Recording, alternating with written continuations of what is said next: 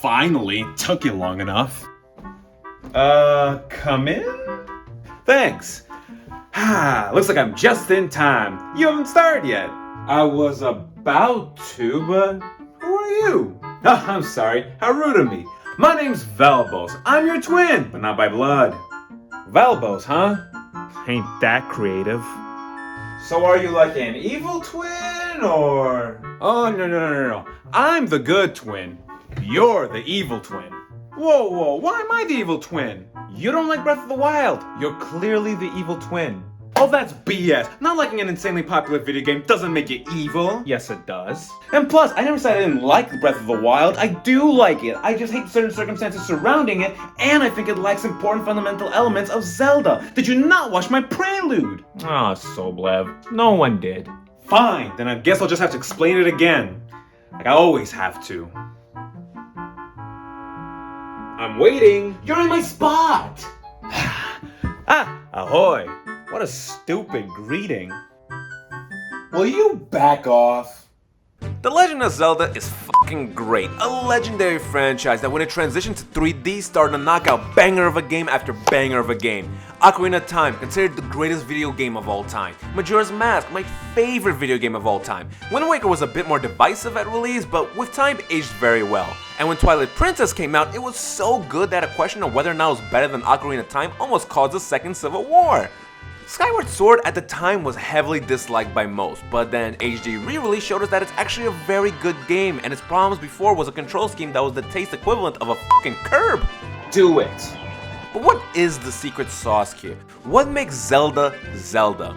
Well, the game's had a hero named Link, or whatever you choose to name him honestly. Are you feeling George, or are you feeling Noob69? Nice. Point is, Link/George/Noob69 had to save Hyrule Kingdom and Zelda from the evil Ganondorf. To do that, we must progress through Hyrule and find dungeons. Dungeons are the main event of Zelda games. These large, complex areas filled with puzzles that we have to figure out. But not only that, in between these dungeons, Link traverses a world filled with secrets that are fun to discover, side quests with unique and attractive rewards, and characters that are oh so memorable. So whatever you are doing in Legend of Zelda, whether in a temple or not, you are generally having a really good time. Generally. It's almost 3 minutes into the video and you're still not talking about Breath of the Wild. I'm getting to it. After Skyward Sword released in 2011, the next major Zelda title had been going through a long development and kept getting delayed and delayed until finally dropping in March of 2017 as a launch title for a Nintendo Switch. And god damn, what a way to kick off a console's life. A Zelda game? Especially one that has been anticipated for years? Amazing! Breath of the Wild was a gargantuan success, as of December 2023 selling over 30 million copies on the Switch, while the Wii U version had sold 1.7 million units by December of 2020, which is an insane number because I'm pretty sure there's not even that many people who own a Wii U. I wasn't playing video games when it released, but I was more than aware about it. Mostly because when it released, I was still working as a clerk at 7-Eleven, I still have the uniform. Still smells like apathy. And I remember my coworker brought her Switch and spent the whole 8-hour shift playing Breath of the Wild, and it looked really good to me. So when I finally got a Switch in 2020, I knew I had to play Breath of the Wild. And when I did, I really liked it, but I didn't love it. Well, I thought it was truly something special of a game. It lacked a lot of that Zelda secret sauce that I'm in love with. In love with? Shut up. I think the game had a lot of things about it that weren't great, and anytime I try to have discussions about it, people look at me like I was dropped on my head and it makes me want to do something rude like fill all their socks with honey. And that has really affected my perception of the game, which is unfair really. So that's why I'm going to replay Breath of the Wild and have fun with it. But also get across my issues with the game in a productive manner. And I will tell you why you're wrong about everything. I will get the fucking honey. Breath of the Wild starts with Link, no longer being named by us because of the fact that the game has voiceovers, but I'll get to that later. Waking up from a 100-year coma and finding Hyrule in ruin by Calamity Ganon. So from there we must try to save Hyrule while simultaneously recollecting his memories of Zelda and his former fallen allies. Now the thing with Zelda games before was sometimes all the world building and establishing relationships, going through the tutorials, took up time before we are able to get to the meat on the bones. I think it takes me about a little over an hour to get up to the Forest Temple in Twilight Princess. But the reason it is the way it is because the game has to introduce all these set pieces so when they come into play later, it all makes sense. Breath of the Wild just throws you in without any long introduction because it makes sense for it not to. Link is suffering from amnesia. He knows as much as we do about what's going on. All he knows is that he needs to fuck up some bokoblins. And for a game like Breath of the Wild that just wants to throw you in, I think it wrote the perfect story for it, even though it kinda rips off Avatar. Just go and figure it out. The open world of Breath of the Wild is something I don't think the gaming scene has ever witnessed. You can literally go anywhere. From the start of the game, you can straight up beeline for the final castle. It won't be a good idea, but it's something you can do. The whole having arbitrary things blocking paths, telling you that you can't go here yet and instead must knock out other things first, doesn't exist here. The main thing to do in the game is finding the 4 divine beasts that have been corrupted by Calamity Ganon and freeing them. It's pretty much like freeing the 4 giants in Majora's Mask. But again, you can do everything as you please. You can do them in any order you please, and you can choose to not free all of the divine beasts. On a second playthrough, knowing what ability I get for completing each divine beast helped me prioritize what I wanted to do, and the freedom felt great. Like, f this kid, bro, and maybe I don't want to go to the southern swamp first. And plus, you don't even have to beat the divine beast. You can very well scour the land and beef up Link's health and stamina and find great weapons and armor to then just charge the castle. But beating the divine beast will have them attack Ganon during the final battle and obliterate half of his health, which is a great way to incentivize you to want to free the divine beast rather than just doing it because the game told you to. Do the work, reap the benefits. This is some awesome game design. I truly feel like I'm dictating the adventure. And having all this freedom to do as you please can lead to a multitude of ways one can approach this game. Oh my god, dude, everyone knows this shit. Why don't you just get to the part where you're wrong? See, this is what I mean. Here I am trying to show that I don't just hate the game, and I understand and appreciate the great things about it, and I'm not just a blind hater. And here you are ready to dismiss that and focus and judge the negative things I have to say. You are the problem with society. You are sheep. Soblev, what are you bad? Alright, I'm done sucking Breath of the Wild's dick. Time to discuss the bad. First up, the open world of Breath of the Wild. Now, the world of the game is truly something remarkable. How big everything is and how gorgeous the game looks at times. Seriously, there are many points throughout the game where the thought crosses my mind to take a screenshot and make it my desktop photo, because a lot of the time, the game looks like a work of art. I'm not gonna sit here and nitpick the semi-often frame rate dips, texture popping, and some instances where the game actually doesn't look great, because that'll make me sound like a nitpicking hater. Well, I'm not. You literally just did that. The insane scale of the game still, to this day, shocks me that it all fits on its tiny cartridge and operates on the Switch without at any point bursting into flames. I'll take some fucking frame rate dips. What I can complain about is how obnoxiously big it is though. It is a lot of fun to find shrines or secrets, but it gets kinda annoying when the distance between all these areas is the size of Uranus. The long treks at times get a bit cumbersome. Now don't get me wrong, it's not Wind Waker bad.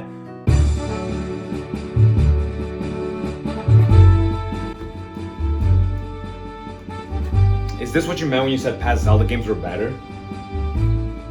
Okay, as bad as Wind Waker's sailing was, at least during those long treks, I can leave the controller and go make pizza bagels. Here, I have to travel manually, and it's a chore. Anytime I see a shrine in the distance, I get excited. But by the time I get to it, that excitement is replaced with a Fucking finally! feeling. Now, the more you complete the game, the better it gets as we have more warp points and better abilities to navigate.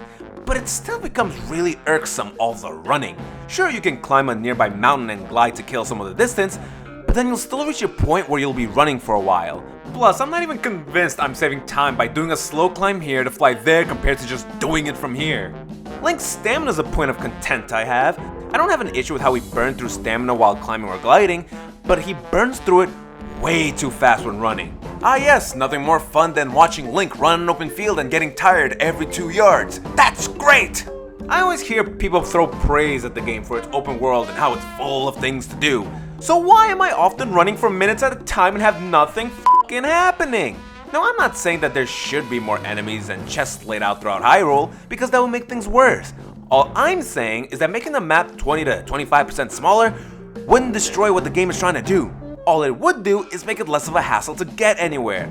Alright, you're way out of pocket right now. The developers crafted a gorgeous open world for you to explore. It's not about going from point A to point B. It's about traversing, discovering new things, and getting sidetracked by what you stumble upon. Whether it's a shrine, an interesting structure, a village, an enemy encounter, or something completely out of nowhere entirely. People can play this game for hundreds of hours and still be discovering new things. It's 7 years since the game came out, and it's not a total far-fetched idea that there still might be something that nobody's found yet. And plus, there's always something to do. There's 900 Korok seeds to find, for Christ's sake. Yes, you're right about what you're saying, but what I'm trying to say is that when there are times when the game is nothing for 10 minutes at a time, there's no reason it couldn't just be 7 or 8 minutes. I'm not saying condense the game to have it all be close, that ruins the point of it. But shrinking things down wouldn't change a damn thing. Yes, it would. Ah, shut up. Next thing on my list, overabundance of items, and I'm just gonna add 2 subsections for hearts/food and currency. So Breath of the Wild has an overflow of junk for us to collect. Now it's not Skyrim levels of excess where the game lets you collect garbage that has no use for anything besides being sold for little to no value. Oh man, I really need some money. I'm gonna go sell this loosely for a nickel. But in Breath of the Wild, while the items actually 99% of the time do have a purpose, that purpose is often unnecessary. So oftentimes when you kill enemies, they drop body parts like wings, eyeballs, guts, and by combining them with certain bugs, frogs, or flowers, you can make elixirs that slightly increase certain stats.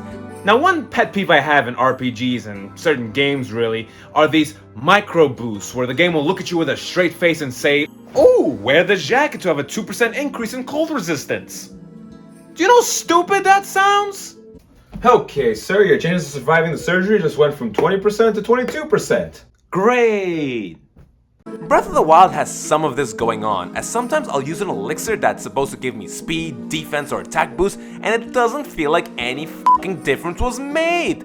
I spent hard-earned money on an outfit that is supposed to make me a faster climber, and even had it enhanced by a great fairy, only to be felt wondering if it actually made a difference. See, I could test this by climbing the same mountain with and without the climber's gear and see if there's a notable difference, but the fact that I spent a lot of money and found the resources to upgrade each part only to still be left with the thought it feels worth my fucking time is all the information I need. Now some elixirs do work. Link is sensitive to temperature, so being in extreme hot or cold conditions will have him lose health. One way you can fix this is by either eating food or drinking an elixir that boosts your tolerance to said temperature. But these boosts are so minuscule. Really? 3.5 minutes of cold resistance? That's great! That means Link can get up to this fucking tree before freezing to death. Like, even when it gives 5+ minutes, it puts you in a position where you gotta beeline for whatever your destination is. Which, now that I mention, is kind of funny when you remember that the game doesn't want you to do that. The real solution to this problem is getting outfits that have weather resistance. It cost a fucking lot, but it was so worth it because I didn't have to deal with stupid, useless elixirs. The monster parts and a lot of the other items don't just have a singular use. You don't want to use them on elixirs? Fine, but they're still going to be very useful later on. You can use them to upgrade your armor. Ah, yes, like the climbing armor I was just talking about, right? Well, I can see why this channel has no subs. Well, that's just rude. Let's move on to those 2 subsections I talked about. Let's do health/food first. So in prior Zelda games, if you needed health, you often could just attack bushes until they fly out. That doesn't happen here. Instead, we mostly replenish our health by living off the land, hunting for fruit and meat until you find a place you can cook it. I like this actually. I found excitement with shopping for ingredients you don't often find in the wild and combining them to see what dishes we can make. But it does have its nuances. Like an apple will only restore half a heart container, which is laughably small. Oh, I'm bleeding. Better eat this apple. I'm still bleeding, but I can keep the doctor away now. And if you cook raw meat, it only restores 2 hearts. Are you really saying a steak is equivalent to 4 apples? They do say red meat is bad for you. Point is, in a game where Link loses hearts like Sonic loses rings, the fact that most dishes in the game will only replenish like a handful of hearts is pretty dumb. Now it is a thing that the more ingredients you combine, the more hearts you get back from each dish. You can also receive certain stat boosts. Great! And if you ever have to make a lot of dishes, it's gonna take a bit of time cooking all of them. But that feels more like nitpicking. I like the living off the land to survive aspect. I just wish the dishes at times replenished a more substantial amount of health considering what Link's durability is, which I will get to.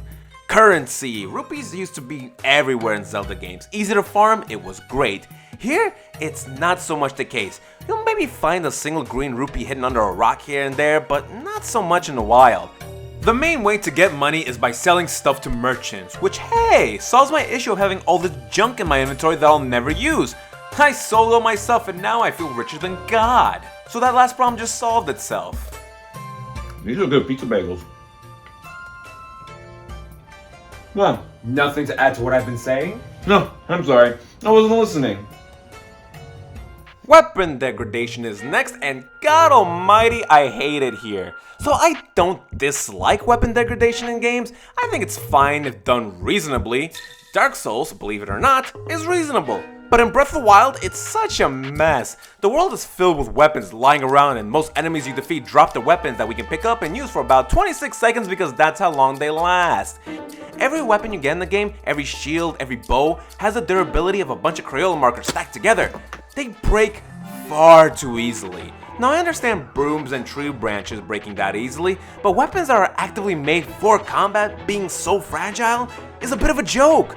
It is so annoying being in a fight and constantly having it flash on screen that your weapon is badly damaged and then breaks, we have to switch to another weapon, and then before you know it, that weapon breaks too!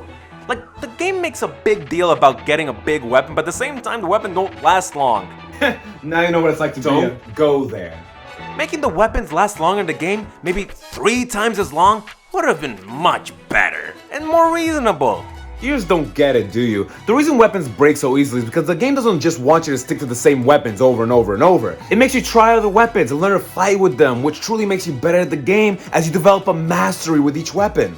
No! The heck's the difference between me mastering one sword from another? There's not that much of a difference between a lot of the weapons. The weapons can be grouped like this: one-handed swords, two-handed weapons, spears, and boomerangs that sometimes don't come back to you. How are you doing that? Point is, there's no difference between a lot of the weapons besides certain stats and any elemental enhancements like fire or electricity. So this whole learning to master every weapon in the game argument is bullshit. The weapon degradation encourages you to be creative and have an outside-the-box approach to combat instead of just charging at enemies. Oh, please. The whole other ways to approach combat philosophy is such malarkey. I'm sure they mean when you approach a camp of goblins, shoot the explosive barrels near them to do some damage. Sure, that works, but not all enemies have these conveniently lying next to them. Or this other common strategy I see online is to see if there are rocks above them that you can roll onto them. Yeah, it's hard to aim these fucking things towards them. Yeah, I snuck up on a sleeping goblin and dropped a big fucking rock on his head. That did no damage. Outside the box can kiss my ass. Bombs are straight up terrible in the game. They are good for destroying terrain or Link himself, but against enemies it feels like they don't do jack shit. Now I'm not expecting these things to be broken, but I think it should do more damage than, well, that. But with the weapon degradation, the most asinine thing that this game could have possibly thrown at me was something that deserves its own spot on the list: the Master Sword. Now, to all you Breath of the Wild players who haven't played any Zelda games beforehand, let me give you some lore. Throughout the Zelda timeline, which isn't confusing if you played Ocarina of Time, all the Links and Zeldas are different. Each game tells a story of how the current generation of a hero and princess must stop the same evil Ganondorf. But the one thing that connects all the Links is the sword that they wield. The Master Sword is the one constant that every Link comes across at some point in their adventure to defeat the evil forces until they finish their journey and return the Master Sword for the next hero to find. The Master Sword returns in the game and no one tells you where it is, you just gotta somehow know to find it somewhere on this gigantic map. It ends up being at the northmost point, the Lost Woods, but we can't just fly to it, we have to go in through the entrance and make your way through the maze until we reach the Korok Forest and finally the sword itself. But you can't just grab it, no. You have to have a certain amount of heart or Link will die trying to wield it. And while I think at no point telling us about the Master Sword's whereabouts is dumb, but the requirement of hearts I do like because it kinda makes it so that you can't just speed run and get it right off the bat. You have to complete a decent chunk of the game first to get all those hearts, so it makes sense to me. But hey, you know what? Maybe the Master Sword being so hidden in the middle of woods makes sense. It's a powerful weapon, so you really gotta earn it, and it can't get more powerful than the Master Sword.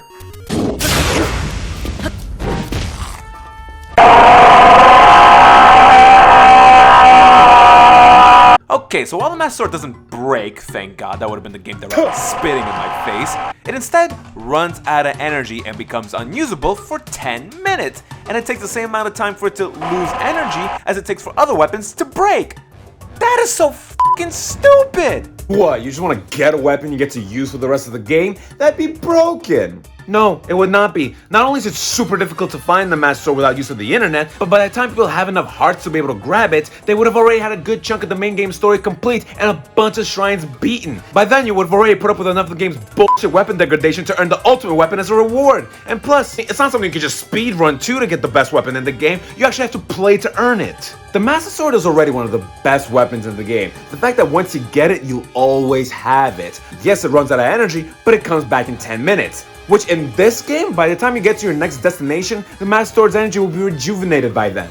The weapon degradation in the game is pathetic. The fact that everything is so flimsy and the game has you doing inventory management during combat is not exciting. The Master Sword is an optional side quest in the game that you don't even need because there are probably other weapons in the game that are just as or even more powerful. So for one to take their time and actually do it, and again, it's not easy, a weapon that doesn't break to be the ultimate weapon would have been great considering how soft everything else is, including Link himself. Which, speaking of... Link's durability is a bit of a joke. He is so fragile in the game, I'm sure a strong gust of wind can knock him over. The fact that for the first couple hours of the game we can very well get one shot by common enemies is a bit ridiculous. I understand larger, harder enemies, but a single strike from a simple goblin? It's dumb! And yes, while we do progress through the game and get more hearts, but all that does is give us 2 extra hits if we're lucky, and that's some Dark Souls levels of nonsense. Now, I don't have Velbos here to try to argue with me about that, because he's in the bathroom now, but the usual responses I get from that are things we've already argued about, which are the outside the box approach and to just get armor to boost my stats. Now, while the armor does actually give notable defense if it's a high enough level, however, you don't usually get them until much later in the game or by using amiibos, so for a chunk of the game you're actually pretty weak. But that I'll just write off as Breath of the Wild being a difficult game. And honestly, rather than wait until I reach a point for Link not to have glass for bones, I'm just gonna do what I did last time I played the game and abuse my amiibos. Now I'll say this, I think Breath of the Wild's utilization of amiibos is the best across any Switch game. I argue even better than Smash Brothers. Not only do they all look incredible, but their functionality in the game is great. Most of the different Links grant armor from their respective games. My Majora's Mask Link got me the Fierce Deity armor. That's fucking sick. But other amiibos grant you steeds, or the Wolf Link amiibo gets you a whole companion to fight with and search for items. That's so cool! It kinda makes me wish I didn't fall out of my amiibo phase, cause I would love to collect all of these. Did I miss you saying anything stupid while I was in the bathroom? Actually, I was talking really positively about the game's amiibo functionality. Yeah, sure you were. Sound design. I don't feel the need to bring this up because it's something I've seen online people actually agree upon, but I'll still talk about it. Besides a jingle that can be used as a text notification, the game doesn't really have a notable OST, which is shocking because the Legend of Zelda series probably has the greatest soundtrack in all of gaming. Most of the time when running, you're just getting ambient with some occasional light piano here and there, and that's about it. And I guess it helps with the immersion of being in the world, but at the same time, all the endless running could have used a fine song to listen to or something. The game does have a couple of original songs to it, but none of them are really too memorable. The one new song I did like was the rapid piano whenever a guardian was targeting you, and it felt like it was straight out of a horror movie.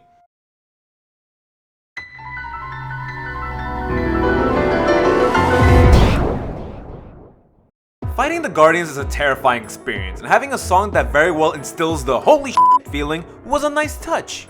Voice acting is something people have been begging Nintendo to do in Legend of Zelda because all the endless text can get exhausting. Now in this game there is still plenty of text, but the more important cutscenes have actual voiceovers, and they are alright. Not the best voice acting, and it definitely sounds like they used all the actors' first takes. I owe you big for this. Because of you, my spirit is finally free. Can't thank you enough. It's serviceable, it's alright. I'll just write it off as Nintendo's first time doing voiceovers. Skill issue. The f does that mean?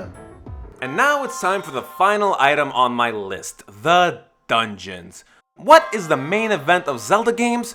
Was a point of disappointment here in Breath of the Wild. So the dungeons in Breath of the Wild are brought to us in 2 ways, the shrines and the 4 divine beasts. When it comes to the shrines, there are 120 of them, I think, I didn't double check, throughout the world for us to find. Sometimes they're out in the open, sometimes they're hidden under rocks, and sometimes you need to complete a side quest to access them.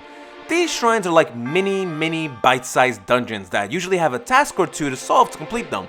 Sometimes it's a puzzle, sometimes it's just some platforming, sometimes it's a trial by combat, and sometimes it's a blessing. Though we do have a couple of garbage shrines that require you tilting the entire Switch console, but the thing is, it's Nintendo. They release some of the greatest video games of all time and still find a way to have something terrible put in them. But I love this shrine. They are so much fun to complete and they have done a great job making me feel better about the game's trash. Oh, when it rains, Link has a tough time climbing terrain. Now I have to wait for it to stop. That's annoying. I just completed a fun shrine. I feel better. Oh, this journey to my next locale is taking forever. God, I'm tired of this. Oh, another fun shrine. I feel better. And so on and so on. The shrines are a lot of fun. Completing them just gives a great satisfaction and the rewards are worth it.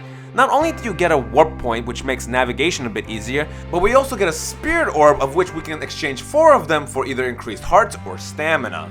While I'll forever miss collecting heart pieces, I kinda like this method of increasing health better. Shrines I'm okay with. It's the divine beasts that I f***ing hate. So there are 4 of them, and besides destroying Calamity Ganon, they are the other main objective of the game. The point of the game is to traverse the open world until we reach one of the 4 different tribes of the Zelda world and see that their respective divine beasts have been corrupted by Calamity Ganon and been starting a ruckus. So it is up to us to infiltrate the divine beast and regain control of it. It's a great premise, but once inside the beast, my head was in my hands. They are all the same f***ing dish brought to you in a different plate. Yes, but this one is square. The point of it is to find these 5 terminals and beat the boss, and what separates one from another is the functionality of the Divine Beast, and 3/4 of the time it's just rotating it. The aesthetic is all the same, and you can beat each of these in roughly 10 minutes, not counting the boss fight. That's fucking puny. All of that journey, all the story beats, all the cool missions that get you to the Divine Beast for 10 minutes of find the thing. The boss battles are also lame, pretty much slight variations of one another. Oh, but here he's wearing red instead of blue. Oh shit, is that purple? Thing is, I'm not attacking the number of dungeons. I don't need the Zelda standard of 8-ish. Remember, favorite video game of all time, only have 4 dungeons that were so unique from one another and fun to complete. The glorious thing about the dungeons and what made them special was how you'd be thrown into these giant areas with so many doors and rooms and puzzles, and at first it is intimidating and a bit of a thinker trying to figure out what you're supposed to do, but at the halfway point, everything starts falling into place and it's a water slide to the end of it and it's quite the rush of dopamine. Here, I don't get any of that because I'm not figuring shit out, I'm just going to where these points are telling me to go. Alright, Soblev, you're really going off the deep end. Do you really think people want to spend 45 minutes locked inside of a dungeon? People can run in an open field for 300 hours and still have fun, yet dedicating 45 minutes to a temple, that seems like a daunting task? But the dungeons aren't the focus of the game. Prior Zelda experiences were literally going from one dungeon to another. That's not this game. Plus, you're forgetting about the shrines. Those are also technically dungeons. If you add up all the time spent in shrines and all the puzzles you solve, I'm sure that number eclipses how much time you're spending in all the other games' dungeons. Holy shit, I did it! Listen, people who have played a Zelda game prior know the satisfaction you get from beating a Zelda dungeon. Compared to that shot of dopamine you get from completing a shrine, completing a 45-minute dungeon is a whole bottle's worth. What is that? Plus, in the grand scheme of things, the Divine Beasts are such a minuscule part of the game. Why couldn't they make them more of a fleshed-out experience rather than being thrown together glorified shrines? Why alienate fans of the series beforehand and take away something special from them? You can still have this insanely huge open world, but you can still also have classic Zelda dungeons sprinkled in there instead of just scratching them forever. You know, for someone who says they really like the game, you seem to be complaining non-stop about every single aspect of it. I know, which is why despite everything, I still find myself loving the game. Huh? Breath of the Wild is a fantastic game, and I can see that it's probably one of the greatest video games of all time. I'm just frustrated because where I see general problems like an open world that's overly big just for the sake of being overly big, a protagonist that ragdolls at the slightest inconvenience, weapons that break if you breathe on them too loudly, an ending that honestly f***ing blows, dungeons that are smaller than my closet, and so much inventory management that it feels like a job, all I get in responses is stares. The game has its problems as a game itself. And in terms of wearing the Legend of Zelda branding, it's a downgrade as what was fun combat before turned into exasperation and gratifying dungeon solving turned into a letdown. Yet, with all that, I still somehow found myself having a great time playing this game. When I was getting ready to do this video, I wasn't expecting to really fall back into Breath of the Wild again like I did way back in 2020. I guess the problem this whole time was with me.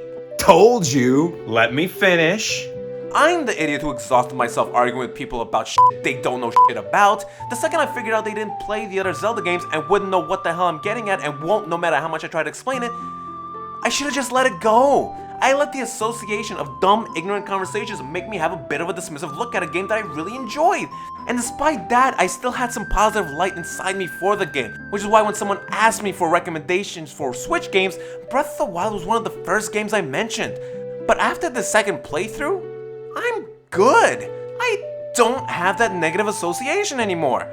Is Breath of the Wild amazing? Yes. Does it have problems? Yes. Do I think Tears of the Kingdom resolved any of them? No. With that, my final thought on The Legend of Zelda Breath of the Wild is 9 out of 10. It's a great Legend of Zelda game. Whoa, didn't your thumbnail say 7 out of 10? Yeah, but that was just clickbait. Well, that was an experience. Breath of the Wild was great. You were not. Bye. Hey, what do you mean, bye? You came here to watch me play Breath of the Wild. You did. Now get out. What do you mean? I still have to watch you play Tears of the Kingdom. And we also have the God of War duology to take care of. No. You are not staying here while I do all that. Yes, I am. And you can't make me leave.